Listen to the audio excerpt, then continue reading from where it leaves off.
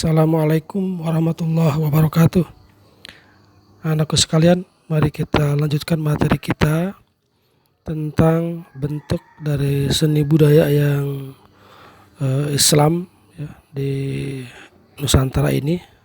Yang pertama kita sudah membahas tentang wayang sebagai media seni dan media dakwah waktu itu.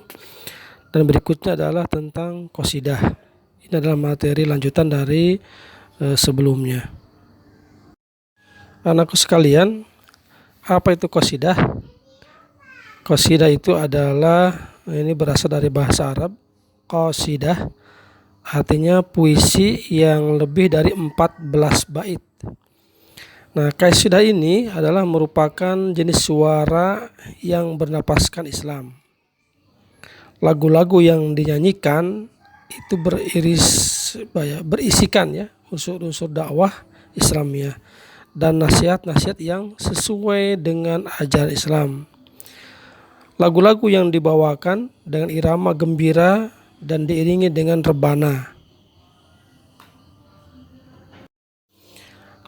Sekarang masalahnya adalah apa itu rebana?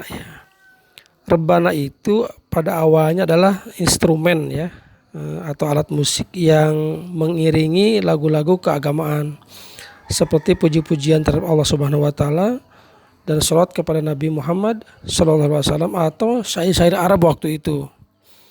Nah, rebana ini berasal dari kata robbana yang berarti wahai Tuhan kami.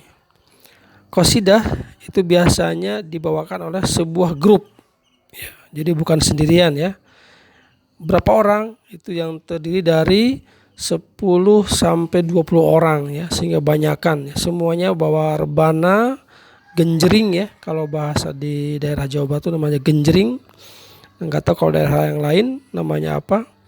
Nah, adapun pakaian yang dipakainya juga ya berbusana muslim karena ada nilai-nilai dakwahnya ya. Tidak hanya syairnya tapi penampilan pun termasuk hal yang ada pesan moral yang disampaikan kepada audien ya, atau kepada pendengar atau yang menonton waktu itu. Terus kapan nih mulai tumbuhnya qasidah ini? Ya, sebenarnya qasidah waktu itu ya di zaman tahun 70-an 80-an itu termasuk angkatan yang lahir tahun 70-an itu sudah menggandrungi ya qasidah karena itulah yang populer waktu itu. Nah, sehingga kesenian qasidah ini mulai tumbuh terus seiring berkembangnya kesenian tradisional ya, yang ada di tengah masyarakat seperti zikir dan sholawat. Bahkan ada namanya kalau pas acara Maulid Nabi itu ada namanya rudat. Rudat itu tradisi di daerah Jawa Barat ya, diiringi dengan rebana, diiringi dengan pencak silat. Nah, itu dan diiringi dengan sholawat Nabi. Nah, qasidah ini juga biasanya dinyanyikan pada waktu Isra Mi'raj. Juga ada ya peringatan Isra Mi'raj atau hari-hari besar Islam. Qasidah ini berkembang sejak tahun 60-an ternyata. Sudah ada sejak tahun 60-an di Nusantara ini atau di Indonesia ini, dan pernah di tahun 70-an itu sempat nyampe ditayangkan di media televisi TVRI waktu itu ya, dan ya orang-orang yang tahun 70-an pasti tahu itu ya, tentang bagaimana gebiarnya tentang qasidah.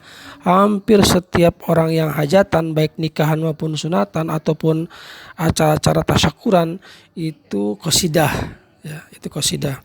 Walaupun memang qasidah saat sekarang ini sudah tidak didengar lagi ya, ada nasyid, ada marawis ya, ada grup musik yang lainnya itu juga selama itu potensinya adalah sebagai media dakwah, maka itu bisa dijadikan sebagai sebuah alat media. Terus bagaimana hukumnya ya? Hukum qasidah itu.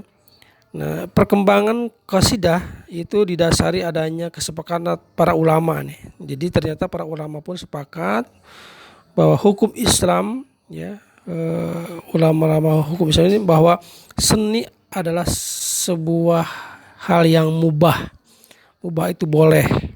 Ini menurut para ulama.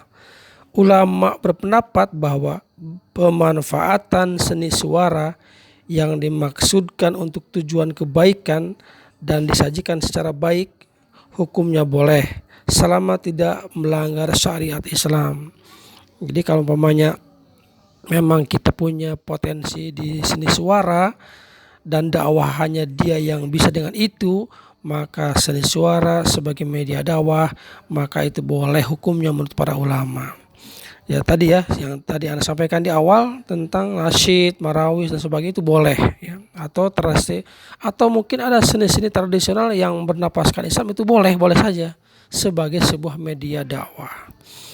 Baik anakku sekalian, itu materi kita di kesempatan yang singkat ini ya, materi lanjutan dari sebelumnya. Insya Allah nanti kita ketemu di berikutnya, dan kita tutup dengan alhamdulillahirabbil alamin, subhanakallahumma bihamdika asyhadu an la ilaha illa anta astaghfiruka wa atubu ilaik. Wassalamualaikum warahmatullahi wabarakatuh.